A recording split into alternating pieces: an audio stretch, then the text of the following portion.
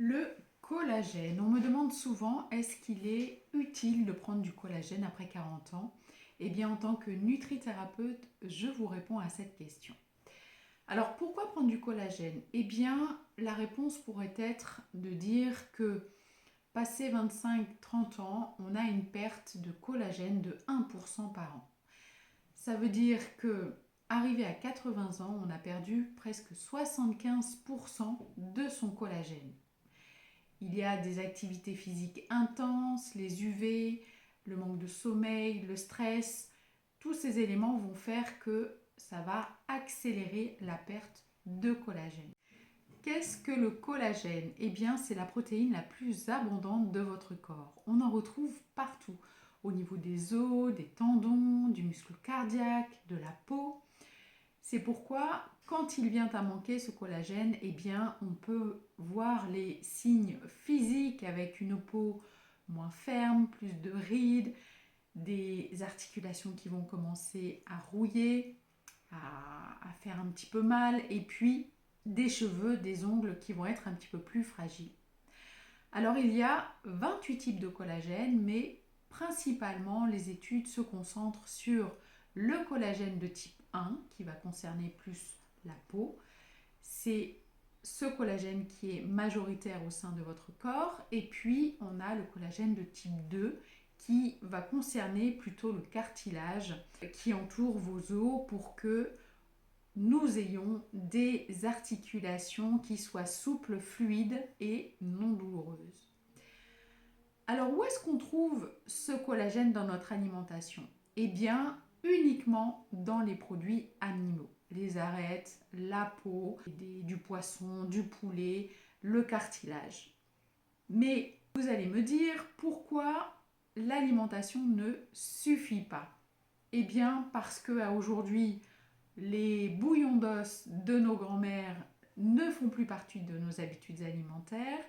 Et puis, ce qu'il faut savoir, c'est que quand on consomme une protéine de collagène, l'organisme va mettre un certain temps pour dégrader cette protéine en plus petites molécules qu'on appelle le peptide de collagène. Pour vous schématiser, la protéine va ressembler à un collier de perles. Ensuite, il va y avoir un prédécoupage au niveau de l'intestin, ça va nous donner des peptides de collagène et ensuite on va avoir des acides aminés. Et du poisson, du poulet, le cartilage. Mais du collagène à travers l'alimentation ne sera pas suffisant pour booster votre synthèse de collagène. Apporter du collagène via l'alimentation ne suffit donc pas à booster notre synthèse de collagène. Il faut donc apporter des molécules prédigérées de collagène, des molécules hydrolysées pour pouvoir augmenter cette quantité de peptides de collagène. Alors, comment ça fonctionne et qu'est-ce que nous dit la science? Alors, il faut savoir que dans les années 2010 à 2015, eh bien, la science a fait un bond en avant. Elle a découvert cette science des biopeptides. Cette science de biopeptides, ça veut dire que plus on apporte des peptides de collagène au niveau de l'intestin, plus on va pouvoir booster notre synthèse de collagène. Pourquoi? Parce que vous avez au niveau de l'intestin, lieu d'assimilation des micronutriments, vous allez avoir les petites cellules intestinales qu'on appelle les entérocytes qui vont venir capter ces peptides de collagène et une partie de ces peptides va passer dans la circulation sanguine. Et ces peptides vont être considérés comme des peptides bioactifs. Ça va être des messagers qui vont venir stimuler les fibroblastes, c'est-à-dire les petites cellules de votre organisme qui ont pour rôle de synthétiser le collagène. Mais ces fibroblastes, une fois qu'ils sont stimulés par ces messagers chimiques, ces peptides bioactifs, eh bien, ils vont également synthétiser non seulement du collagène, mais de l'élastine et de l'acide hyaluronique. C'est donc comme ça, avec ces molécules hydrolysées, ces peptides de collagène, que vous allez pouvoir booster votre synthèse endogène de collagène. Alors, des études ont été menées, des méta-analyses ont été menées qu'on retrouve sur PubMed, qui est la base de référence pour les différentes études qui sont menées. Et il s'avère qu'une supplémentation commence à être efficace pour la peau à partir de 8 à 12 semaines de supplémentation. On retrouve une meilleure élasticité de la peau, l'hydratation augmentée, une fermeté de la peau plus importante et une diminution des rides.